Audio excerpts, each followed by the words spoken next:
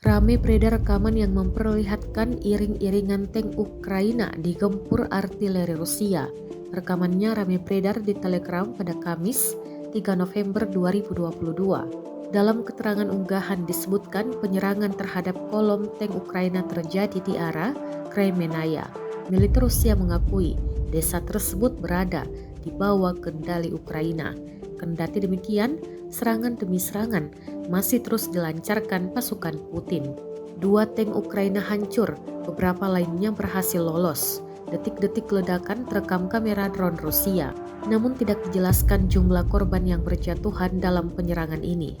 Rekamannya pun menuai berbagai komentar dari warganet.